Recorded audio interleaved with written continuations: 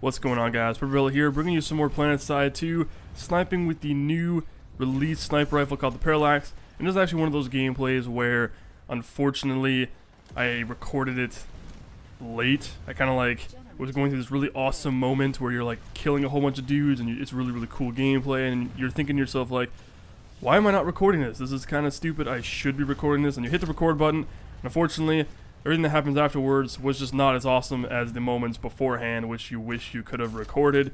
Which is kind of why I wish every game had theater mode, just so that way it's like you can always look back upon your past games and be like, sweet, I did this really awesome thing. Even though I didn't record it, I can go back and like recapture it and show it off and be like, this was amazing, because I was pretty much perched up on this hill for a very long time, just taking out targets left and right. It was pretty insane. I was headshotting everything, and the Parallax is a very impressive sniper rifle to do it with. So I actually wanted to talk a little bit about this sniper rifle specifically because I like to play the infiltrator class a lot. It's like one of my main classes I like to play whenever I'm on the infantry side, because I don't tend to, it depends on the role that I really need to do as well. When I tend to farm certs and we're assaulting a base or some kind of, or defensive even, I tend to use infiltrator at longer ranges, which is kind of the point of an infiltrator, as well as sneaking into bases and, you know, kind of stuff that our outfit does, which I'm not going to reveal because it's kind of a badass concept. I'm not sure a lot of people know about it, because we kind of tend to take a lot of enemy by surprise by the ability we use with our characters and the way we can play the game and manipulate it to our advantage, which is kind of the point, and it's kind of strategic advantage to have over the other factions. But anyway, continuing on the sniper rifle, the Parallax. Now, I bought this, it was like 700 station cash points, I believe, and I also bought the V10 a while ago. And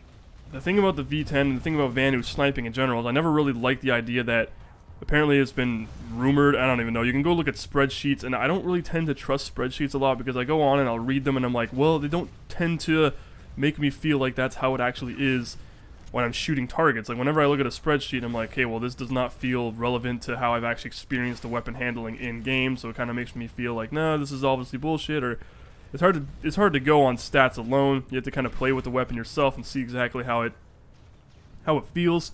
That's why a lot of games have like stats that are like kind of bars, like this has a lot of accuracy, but this has a lot of recoil and stuff.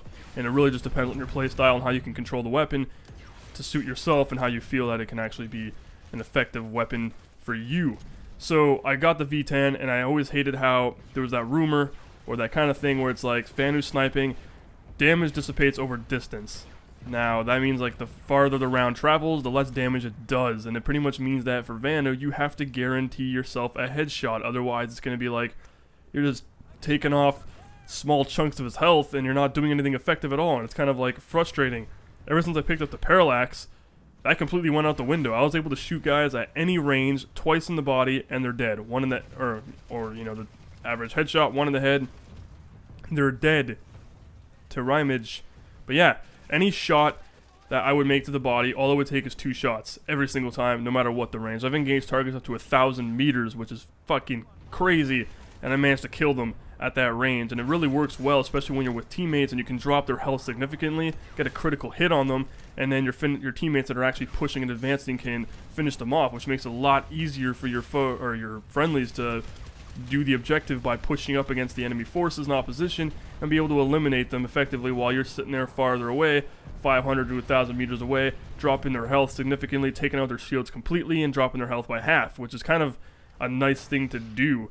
And especially when you go up against guys like that, you know, heavy assault class that tend to use that kind of like fortification thing, which boosts their damage reduction, resistance type thing. It still is a pretty effective weapon. Now, comparing it to the V10, now I'm going to be doing more advanced comparisons because I haven't actually played with the V10 since I got the Parallax.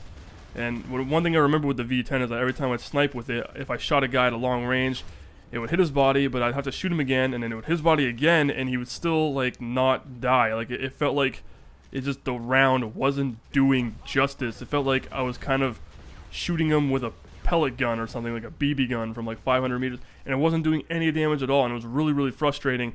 And the only way I was actually able to guarantee kills was by headshotting people, and it kind of was like, well, what is the point of sniping if you're, you know, going for a long range body shot and it's not killing the guy? It's kind of just like, it hits his body, drains his shields and whatnot. You fire off another round, it hits him, and it just takes a sliver of health off him, and you're kind of like, well, what is the point? Why am I even doing this then? Like, what am I going to accomplish by firing a sniper rifle at long range when I can't have to pretty much guarantee a headshot or it's useless? That was my impression when I was using the V10, so it could have changed, and what I mean by that is that since I used the Parallax, I started noticing that I was able to do 2 shots to the body would drop a guy. So I started actually thinking that maybe the V10 was originally like that. I just never actually got good with sniping, or I was using it ineffectively or something, or maybe I couldn't really tell. All I know is that the Parallax has an insanely higher velocity, which is freaking fantastic. When you're firing up to 150 meters, it's near instantaneous. You barely have to lead your target at 150 meters, which is fucking great.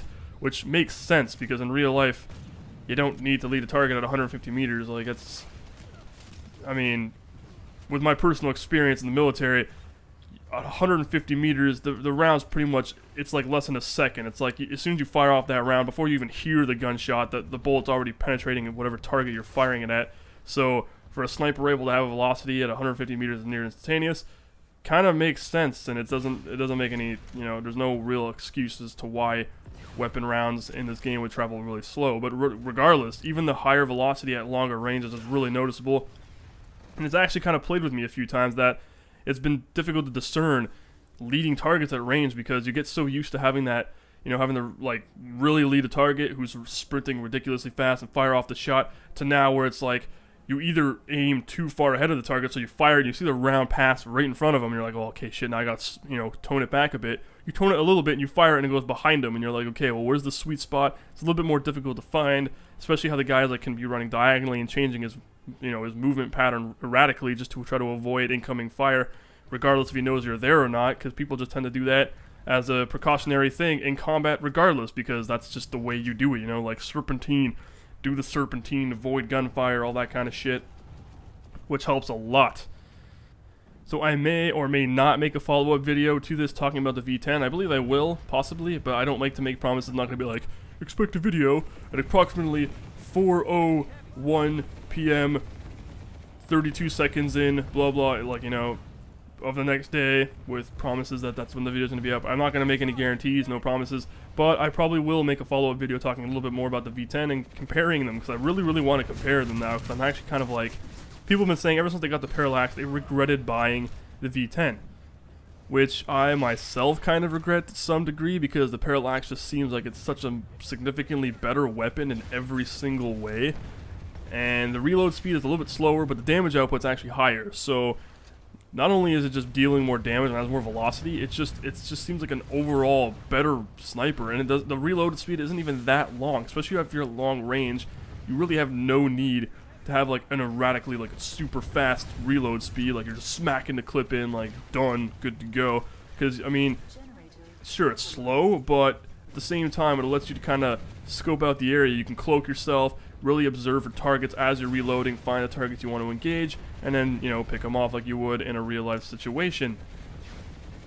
Now I myself tend to use the 8x magnification scope on the Parallax, and on my V10 I actually have every single one of them unlocked, just because I was kind of like fiddling with it, trying to figure out which one is actually going to help me kill shit significantly easier. Now what it tends to do is that the 7x and 8x sights are actually triangular shaped, as you can see right now when I'm looking through the scope, and the 10x and 12x are actually circular. Now I'm thinking like, okay, well clearly circles would have more surface area. That's what you're thinking. It makes more sense. Not necessarily surface area, but you know what I mean. Like, I'm not going to get into the whole like mathematical bullshit, because first of all I suck at math, and second, just the circle alone is like, it just seems like you would have more peripheral vision on the sides and all that kind of stuff, but for some reason in the game it actually tends to shrink the circle down, so it almost seems like the triangular scopes have more field of view, which is kind of like, what? Kind of plays a little trick on your mind there. But regardless, this extra zoom does tend to make a difference. I haven't tried it on the Parallax yet because I haven't seen a need to, because you can already see the ranges I'm engaging targets at. Having any more zoom would just be like a little bit overkill. I mean, there's no need to have like a super advanced 12x sight where I'm going to be looking at the guy's skin cells as I'm putting a round through it. Like, it just does not make sense for that, especially the environments and the combat situations I'm using it in. And the fact is, actually having more like view field of view as you're aiming at a longer range. So say I'm sniping out to roughly 500 meters. 8 times magnification is still quite effective at that range. I mean, the target's going to be small, but at the same time, you can really see where he's going. You can see where cover is. You can time your shots accordingly. And it's a lot easier than having to constantly move your mouse and trail him, because, you know, you're zoomed in closer to him. You have to constantly keep following him, whereas you can just move your mouse and you can still see him really far away, line up the shot, wait for him to walk into your shot, pull it as you're leading him slightly, and then the round will go out and kill him. You know, the basics of sniping, which I don't need to break it down for you guys, because most of you are pretty familiar with that, because that's just the common thing in most video games. Unfortunately, PlanetSide 2's sniping isn't quite the best. I'm not a huge fan of it. It's kind of more difficult than traditional sniping in games like Battlefield 3 and stuff, which is kind of a nice thing because it does feel incredibly rewarding whenever you actually do get those kills. You're like, hell yes, headshot. But the hitboxes are kind of strange at the same time. Like, getting a headshot, sometimes you'll clearly, clear as day, shoot the guy right in the head, and not just to be like, oh, it's a few inches off. You're just kind of too cocky and getting angry because you suck at aiming. But no, in reality, sometimes guys would literally just be sitting there crouching, firing, and you have no excuse to miss this guy. You hold your breath and everything. You put the round right over the center of his forehead, pull the trigger, and the round passes through him. And it's like, it doesn't do any damage. And then he's aware that you're shooting at him, and he takes cover, and you're sitting there like, son of a bitch, and you just get really angry. The reality is the hitboxes are kind of strange, and I noticed that headshots tend to be from like center upper chest to like, from like the collarbone to the middle of the nose. So like right underneath your nose down tends to count as a headshot. I've hit moving targets roughly like in the neckish lower area, like more towards the chest, and it would actually count as a headshot. And I was like, alright, that makes no sense, but like, I'll take it, you know, whatever. But the more I've sniped throughout the game, the more I've realized that the hitboxes are actually really small in some way or another, and headshots tend to have like a really specific spot that you have to nail, which obviously you're thinking that's, you know, makes sense. You got to go for the head. But unfortunately, aiming a little bit too high on the forehead will not warrant you a kill for a headshot, which is kind of like, you're thinking going for the forehead or something whenever someone's head is just barely peeking out of cover. You're like, I'm going to score a headshot. You won't. Guaranteed. It's going to be like a complete piss off. You're going to get frustrated trying, so you might as well not even try. Just go for more center chest and up. Anyway, I hope you guys enjoyed the video. Please remember to rate the video, comment the video, and subscribe if you want to see more in the future. Take care, guys.